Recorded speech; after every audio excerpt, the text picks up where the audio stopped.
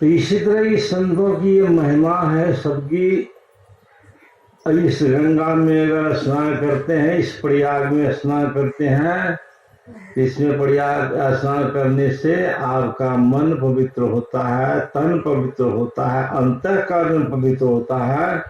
और जब अंतःकरण ही पवित्र हो जाता है, जब तक अंतःकरण पवित्र नहीं होगा तब तक ध्यान भी किसी से नहीं बनेगा, सुमरन भजन भी नहीं होगा। इसलिए पवित्र होने के लिए ही सत्संग की जरूरत है। तीर्थ संत समाज आत्मा गंग है, तट है शील सने, यानी तन संत का समाज जो है वह क्या है? तीर्थ ही है। तीर्थ संत समाज आत्मा गंग है, आत्मा जो है वह गंगा को है। तट है शील सने, वह उसका तट जो किनारा है यह शील है, सने निर्मल ज्ञान आदि वह ज्ञान बढ़ा हुआ रहता है, जिसका ज्ञान में मन पवित्र हो जाता है। और जिसकी पवित्रता हो जाने के बाद मन, तब आप भजन ध्यान करने के लिए जब बढ़ते हैं तो इसमें सफलता भी मिलती है। जब तक मन पवित्र नहीं होगा तब तक ध्यान भजन भी नहीं होगा।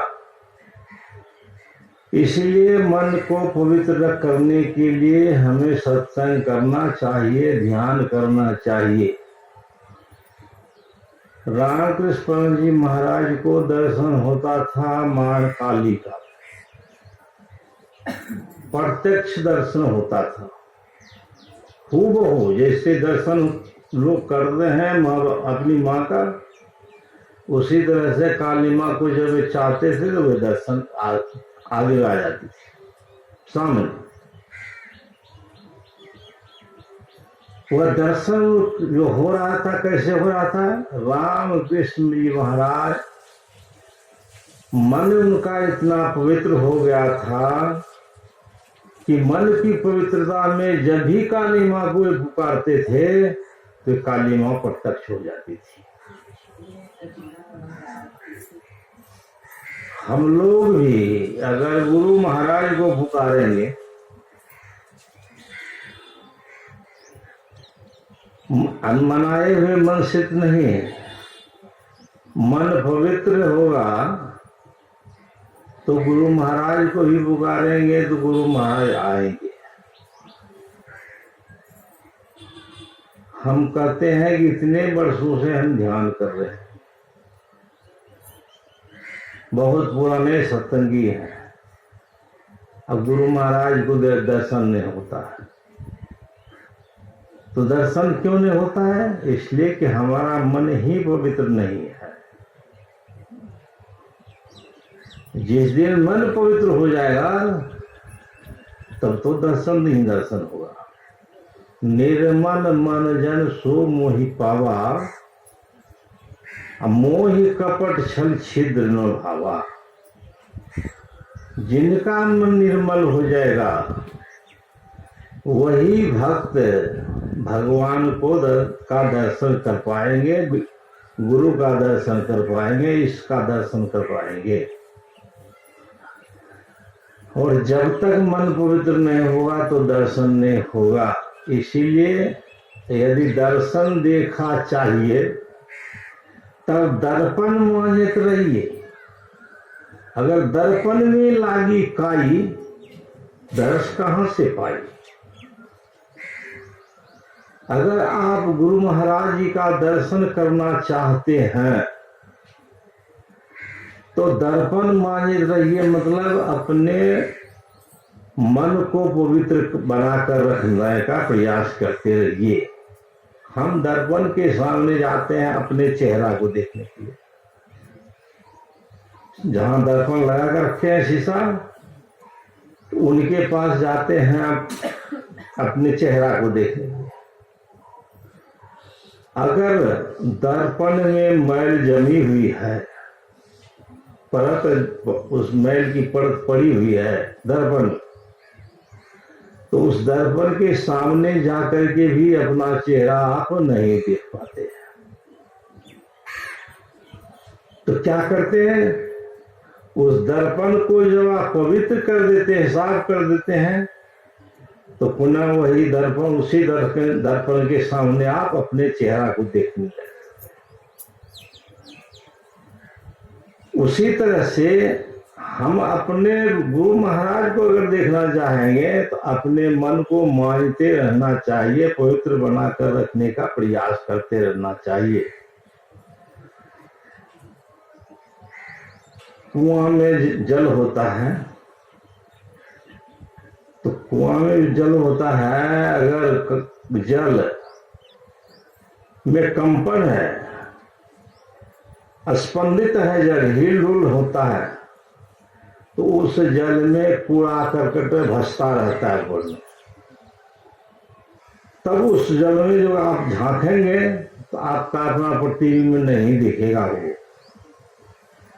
लेकिन उसी जल, वही जल जब सो स्थिर हो जाता है, अकंप हो जाता है, हिल डुल उसमें कुछ नहीं आता है, तो गदरी जो है नीचे, ऊपर जो भसता हुआ था वो पूरा करकट, वह नीचे बैठ जाता है। और तब जब उस दर्पण में आप झांकने लग जाते हैं तो क्या होता है, आपका प्रतिबिंब प्रत्यक्ष दिखने लग जाता है। तब झांकते हैं, तब देखते हैं। हमारा मन जब तक हिलता डुलता रहेगा,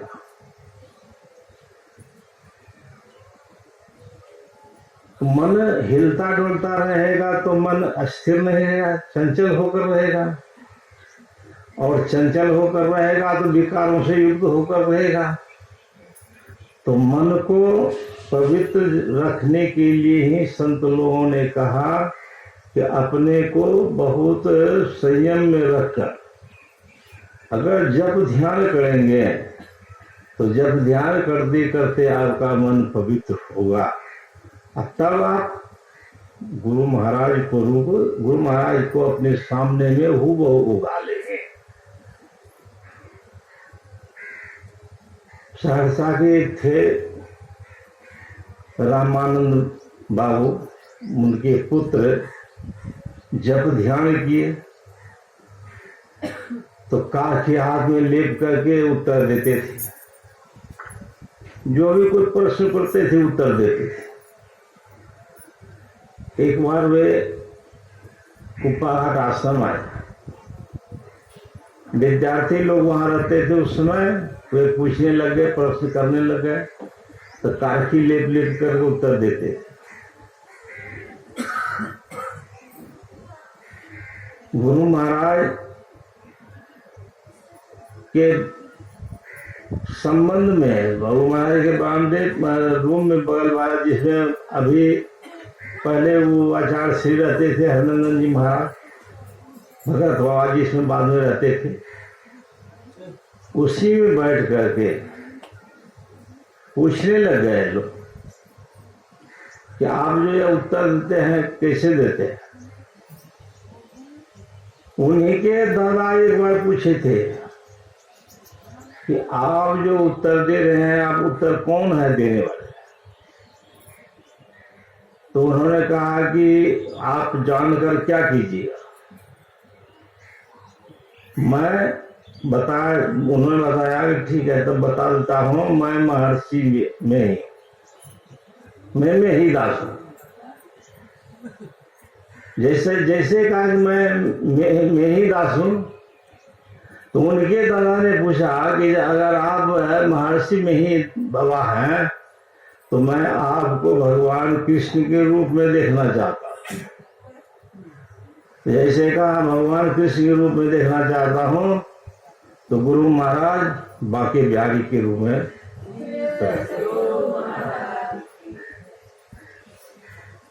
अगर हमारा अभी मन पवित्र हो जाएगा तो हम अपने इष्ट को सामने बुला लेंगे, पकड़ लेंगे, आ जाएंगे। इसीलिए दर्पण मांझने की आवश्यकता है। दर्पण लागी काई तो दर्श कहाँ से पाई।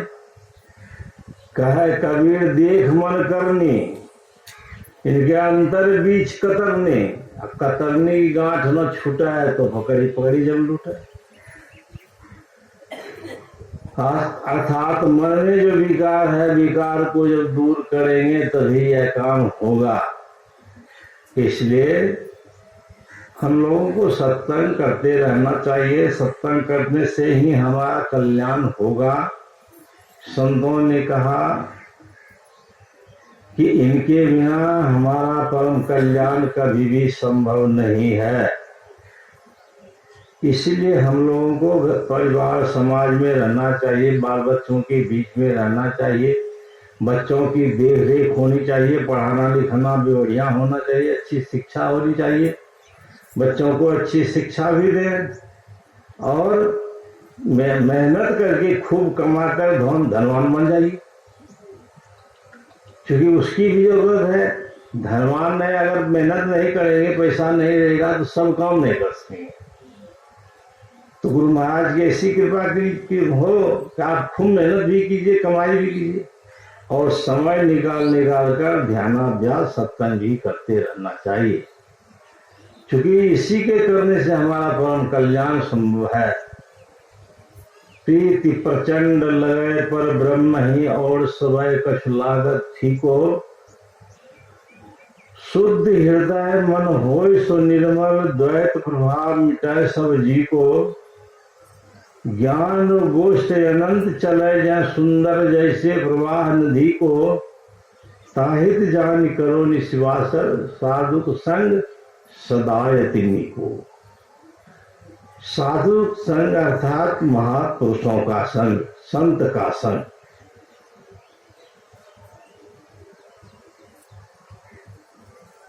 संत महापुरुषों के संग में कभी भी हानि नहीं है।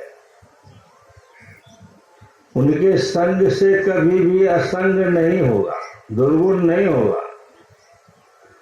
और लोगों के संग से और भी कोई बात होगी, लेकिन महापुरुष जो संत हैं उनके संग से तो आपने सुना था कि जो गंधी की बास और जो कुछ गंधी दे नहीं तो भी बास सुबास।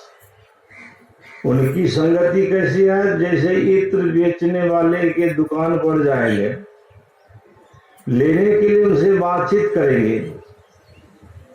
अगर आपको नहीं पटेगा, सौदा लेना नहीं जचेगा तो नहीं लेंगे, लेकिन दुकानदार के पास जो जाएंगे तो इत्र की सुगंध तो आपको लगेगी। जिस तरह से इत्र की सुगंध है वह रोक नहीं सकता है। फुलवारी में बहुत से फूल हैं, अगर आप फुलवारी में जाएंगे तो फूल नहीं भी तोड़ेंगे तो फूल की सुगंध आपको मिलेगी।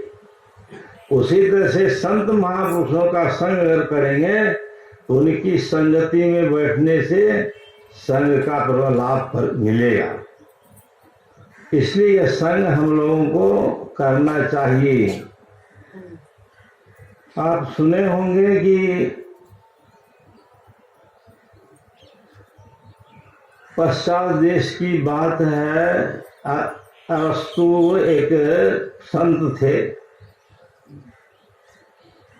उनके समय में एक दार्शनिक व्यक्ति थे, क्या नाम है भूल रहा हूं। उनके मन में बहुत से प्रश्न थे और वह प्रश्न हल नहीं हो रहा था वर्षों से, लेकिन समय नहीं निकल रहा था। मन में होता था कभी जाएंगे और कर लेंगे। सुकरात थे, संत सुकरात। अरस्तु जो विद्वान दार्शनिक पुरुष थे, तो सुकरात से उनको प्रश्न हल करना था, लेकिन बहुत दिनों तक जाने के लिए प्रयास करते रहा, नहीं हुआ। जब किसी कारणवश सुकरात को दुष्टों ने उन्हें किसी झूठी बात में फंसाकर अब सजा दे दिया,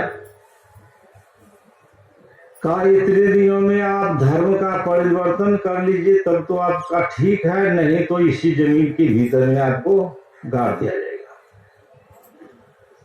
जब यह सुना तो आस्तु के मन में हुआ कि ये तो संत हैं, अपने विचार को कभी बदलेंगे जो भी कुछ हो। तब वे चले थे उनसे मिलने के लिए, प्रश्न हल करने को। और जैसे जैसे घर से चले, रास्ते में जैसे जैसे आते रहे, स्वतः भी उनके सारे प्रश्न हल होते चले। उनके निकट आते आते कोई प्रश्न उनके पास नहीं आ, सब अपने आप हल हो गया। ध्यान भजन जब करेंगे ना, तो कोई प्रश्न मन में अगर है, कुछ नहीं जान रहे, किसी शब्द का अर्थ भी नहीं जान रहे, और बैठ ध्यान भजन करेंगे तो अनायास वह शब्द आपके मन में हो जाएगा, इसका अर्थ यही हुआ। तो सुकरात के पास जब वे आए, अंतिम प्रश्न यह हुआ कि आपके पास जब मैं आया तो आते आते रास्ते में ही सारे प्रश्न हल हो गए, यह कैसे हुआ? तो संत सुकरात ने कहा था कि यह मेरी आभा का प्रभाव है। मेरी आभा के अंदर जैसे जैसे आते चले गए, वैसे वैसे उसका वह प्रश्न हल होता चला गया। इसलिए महापुरुष एक आश्रम में जब जाएंगे तो उनके आश्रम में जाने के बाद आपका मन में परिवर्तन होगा, पवित्र होगा। इसलिए हम लोगों को संत महापुरुषों का शरण ग्रहण करना चाहिए अपने कल्याणार्थ। सज्जनों, मैं तो पहले ही कह चुका हूं कि स्वास्थ्य से मैं बहुत गिरा हुआ हूं, और 1 घंटा करीब ही मैं बोला, जो कि इतना मुझे बोलना भी नहीं था, लेकिन सत्संग में अकेला हूं तो इसलिए कुछ नहीं चाहते हुए बोल रहा था। तब मैं इन्हीं शब्दों के साथ वाणी विराम देता हूँ। अगर एक आध भजन आप लोग गाएंगे तो गा लीजिए, फिर आरती कीजिए। श्री सद्गुरु महाराज की।